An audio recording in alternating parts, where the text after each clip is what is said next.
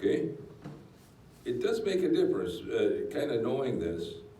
Uh, and the evolution of them and as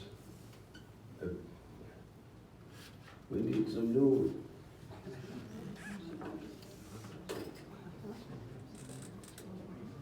The evolution He's never of been so colorful.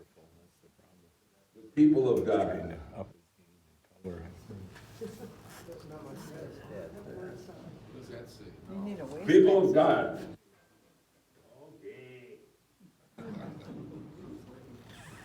Don't get him crabby. People of God. As Hebrews, Israelites, okay, time period, this,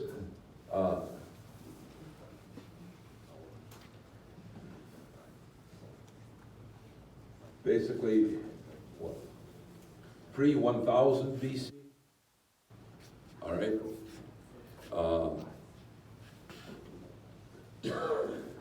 The written tradition from 900 to about 400 BC, okay? The edited edition, between 500 and 100 BC. If you notice, this one, they began writing during the time during the time of the monarchy. During the time of the monarchy. If you study sociology or even anthropology, you'll discover the evolution of culture. There are certain things that indicate the evolution, the start of a unique culture. What would you suspect is a distinctive characteristic of a unique culture? Speech. Speech, very good. Language. Language going along with it. One God. God. One God. Well, that's certainly true with these Bible people, but you know, the God or goddesses that they worship. Food? Does food affect culture? Food, later on. But food is so imperishable, it doesn't leave a whole lot behind. Okay. But there is something that was mentioned earlier that they can leave behind that will give an indication of that culture. How about artifacts? Artifacts. Contracts, artifacts, tools, burial custom, yes. The clothing or the jewelry? Jewelry, if you see that as an extension of art form, but jewelry actually goes hand in hand with the development of something else that helps them hold on to power. No? Gold? Well, not necessarily, but it is the right, something that helps them go on. What do geography, the trade will come in later on. Whatever they worship, would you see that with the jewelry? Well, that's what they Later. use it for, and to decorate their women, to keep their women happy. Adoration. Okay. No, but I'm saying there's something related to the art and artwork that has a more fundamental extensions. You have? No, that will come later. Not scrolls. On caves and put on. Well, that'll be a part that leads a little bit of a history and so on. Weapons. The development of weapons, which is related to what?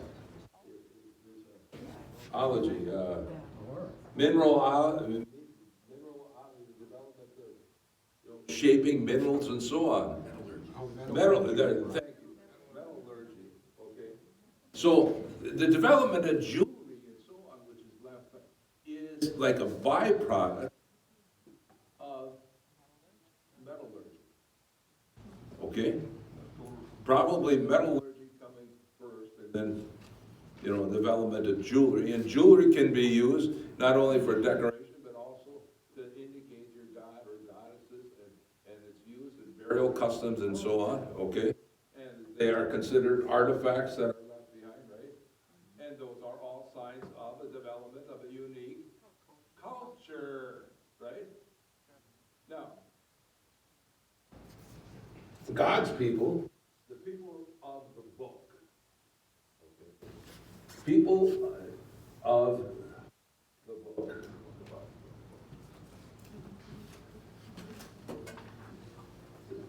They didn't leave behind a whole lot of jewelry.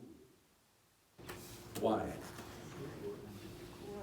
Because they used it for other things. They used it for other things. They had a lot of gold and silver and so on. We see even, Father Abraham as he's moving, he was wealthy. But Put it in their temples? you're getting warm. They didn't have temples, someone says. You're getting warm. Ark? Huh? They didn't leave behind. No graven images. Oh, yeah. Yes.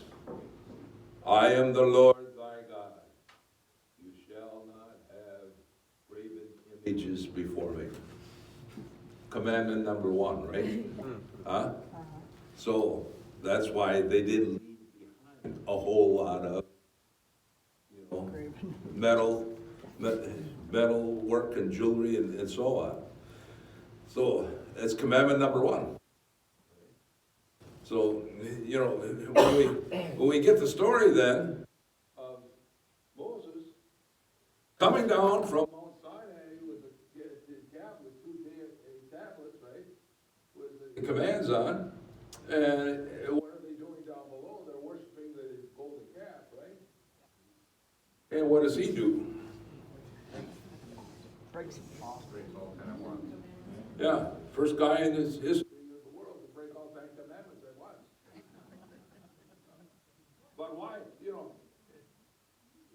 It's symbolic as well. Because they weren't ready to hold to the first commandment or even understand the first commandment. They weren't going to hold to the others either. But Moses went back up the mountain, for another time, and then got Xerox copy. The book of Deuteronomy. It's a Bible study. Let's look at the Bible. Let's look at the book of Deuteronomy. I want to show you something. 31. Chapter 31. And Deuteronomy, of course, is what? It's the 5th book, right? It's the 5th book of the Pentateuch. First, 5th book of the law. Okay, chapter 31. So, it talks about, chapter 31, it's kind of winding down. When Moses was finished speaking all the words to Israel, verse 1, I am now 120 years old, he said, I'm no longer able to move about freely. Besides, the Lord has told me I shall not cross this Jordan. It is the Lord your God who will cross before you. And he will destroy nations before you that you will supplant. But, verse 9, and when Moses had written down this law, he entrusted it to the Levitical priests who carried the Ark of the Covenant of the Lord, and all the elders of Israel, giving them this order: on the Feast of Booths, at the prescribed time in the year of relaxation, which comes at the end of every 7-year period, when all Israel goes to appear before the Lord your God, in the place which he chooses, You shall read this law aloud in the presence of all Israel. So, seemingly that would give us the copyright and who began the writing down. Now, the era of Moses, of course, is between 1050 and 1200 BC. Here is a passage that says he wrote down the law. He read out to them all that was written down. But he also, this says, he entrusted it to who? The Levitical priests. So it's always been strongly associated with those Levitical priests, the priests of the tribe of Levi, to hold these traditions, to pass on the traditions, to read out the traditions, to keep the traditions alive. And what else were the priests identified with besides performing all kinds of rituals and so on that we just studied in the book of Leviticus, right? But the other thing that they were strongly identified with was not only the rituals, but also the liturgical ceremonies that went with them. And when you talk about liturgical ceremonies, you can't hardly, mention them without also mentioning the development of something else. Instruments? Songs, lyrics, instruments, music, singing, right? And, which is easier to remember? Ten Commandments or songs? And what did I say are the oldest parts of the Old Testament? Songs, right? Songs. Right. You keep it in your mind, I said it to you folks before, stop to think, when you were in high school, do you remember any particular lesson from any class that you ever took? No. You remember the main songs that were played at the prom? At the prom? When you started dating your beloved that you married, do you remember the main songs that was like, or if you got married, the main song that was at your wedding? Remember that? Why? Because you tied the song with the event, right? And God's people, the people of the book, the Hebrew, Israelite, Jewish people, that's the way their culture was passed on. Not through artifacts made of clay or gold or any metal, but it is through their writing. So it's very important to have this as an understanding. All right? That the Bible developed in this way, through an oral stage, a written stage, and then, I didn't hardly tell you about the edited stage. In the edited stage, what was going on? Well, first of all, why were they able to start to write down the songs and the traditions and the stories at the time of the monarchy? See, scribes. Because the other thing that is impetus to the development of culture is stability and security, and they were at peace. They were at peace with all their neighbors. And especially under Solomon, developing all kinds of trade and contacts with their neighbors. And one of the things, the neighboring kings made sure they were going to be on good terms with, Solomon and the Israelites as they were becoming good, was that the neighboring kings offered their daughters to Solomon, and therefore it says Solomon had 700 wives and 300 concubines. Don't let your imaginations run away with you. You know. Number one,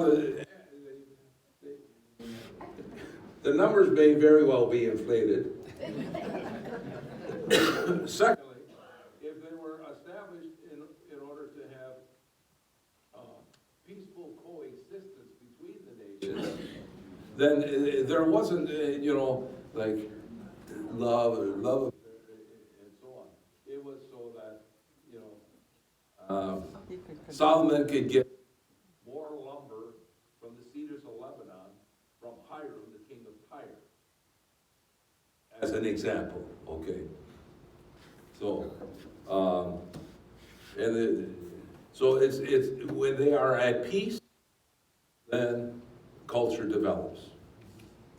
And so this time period, the beginning, is so on. Now, the Israelites, Tom?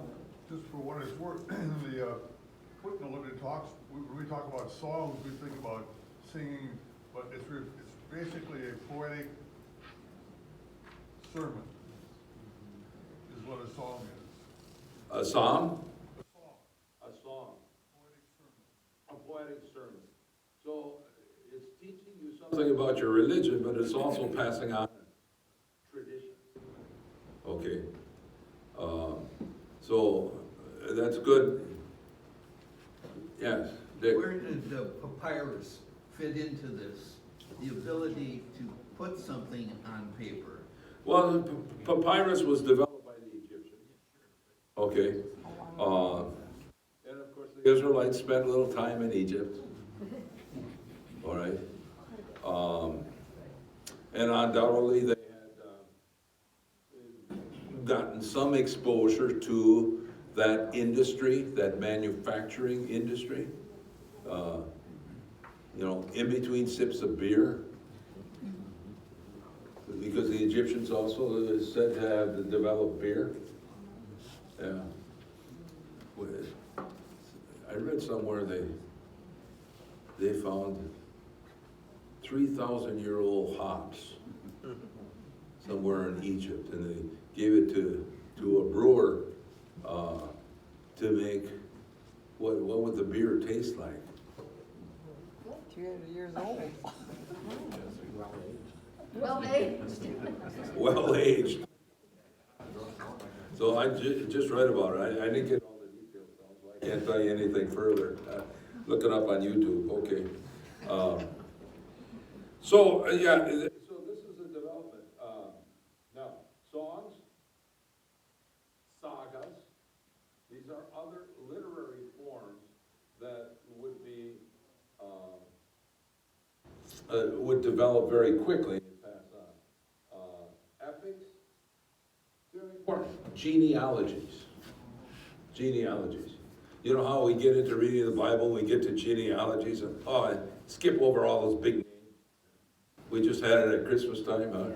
Christmas Eve, yeah. Don't you just love to read that? Huh? We don't usually read it. You don't usually read it? Usually skip it. You skip it? Yeah.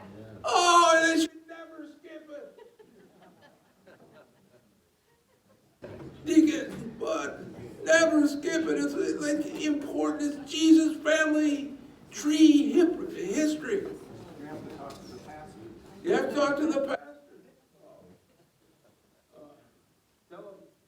Tell him I made a big deal out of it, okay? So I love reading that. And when you really get into reading the genealogy in the Gospel of Matthew, there's really kind of a rhythm to it. And there you have it, all right? There's kind of a rhythm to it. It doesn't really rhyme, but there's a rhythm to it. And there's breaks in it.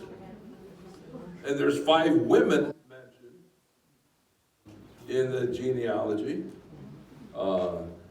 If you really listen carefully, they even give kind of a nod to the women that way. So, genealogies, epics, songs, sagas, and something very important. And something we call folk stories. folk stories. So, the first 11 chapters of the book of Genesis, folk stories.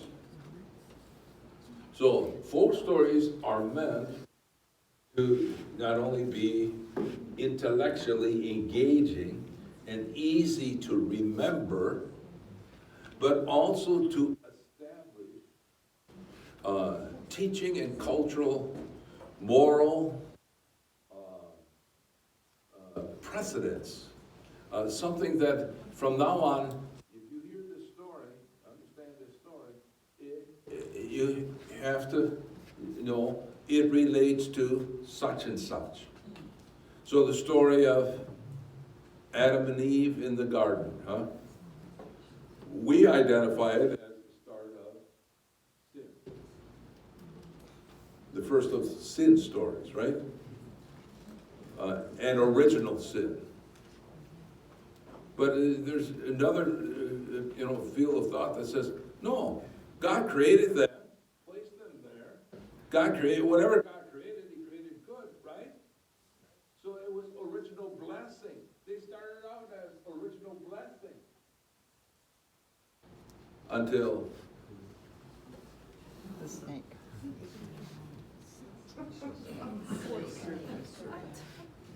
identified, serpent is identified, right? So, okay, we got a couple dogs here. How come the serpent is identified with that, with the symbol of medicine? That's, Serum. that's, during the Exodus, it was put on a staff to protect them from the Serpents. plague or whatever was going around at that time. Well, they got bit by seraph biting vipers, They would look at that And- stick on the staff to protect them. and that's a story from. But it also is an indication that something they were not familiar with, the desert vipers or serpents and so on, that could kill them, but their God can save them. Or it could be early homeopathic medicine. A small dose of the snake. Well, it could be. But then again, it's wrapped up with, who was the Greek philosopher for medicine? No. Asclepius. Yeah. Asclepius, who probably understood that early understanding of vaccinations and how you take a little bit of what can kill you and you put it in you and that makes you stronger. That's right. Okay, and that was his Idea. symbol as well. But it's something that you see, you take for granted, right? Okay, where did that come from? Well, yeah, there's something in the Bible about it. Very good, doctor, that you hit on that, Old Testament, but that's part of folk stories. And in the book of Genesis, the first 11 chapters, 2 creation stories, back to back, right? With original sin and getting kicked out. Then the spread of nations, and Noah and the ark. Hey, don't you just wish you could go down to Kentucky today? You heard about the big ark they built down in Kentucky? How many heard about that? You were there? Okay. It's huge, yeah. Two or 3 football fields long, and how many stories high? 70 feet high or something? Yeah. I wonder Yeah. if see where they. So, absolutely amazing. Well, that's part of religious folk story in the Bible. So, Catholics and mainline Protestant denominations do not take that literally. Okay. Building a great big Tower of Babel, going up to the heavens. Where'd that happen? Huh? Babel? Babel, Babel? Okay. Well, a lot of people think it copied architectural technique that came from that region of Mesopotamia. The remains in ruins are still there. We mentioned it last week, actually. Ziggurats. Not cigarettes, ziggurats. Or, good. Yeah, someone was listening last week. Or of the Chaldeans. The ziggurat of Ur, and there's other places in Mesopotamia. Ur was a city that Abraham was identified as coming from the city of Ur. Okay? And there was the remains of a ziggurat at Ur. And I told you last week, when the United States engaged Saddam Hussein and his armies in the First Persian Gulf War, they hid their planes in the shadows of the ziggurat at Ur because they figured the United States wouldn't bomb them. You would hope not, but then again, I don't know if you realize this, but during World War II, the Allies bombed the probably oldest and most famous monastery in northern Italy, Monte Cassino, the place that Saint Benedict founded the Benedictine order. And the German Nazis, they went and they overtook that, they went in that monastery and they were held out in there, and the Allies didn't hold them back, they bombed back out of it, they ruled. So, it's very sad. Okay. Well, folks, we didn't get very far, did we?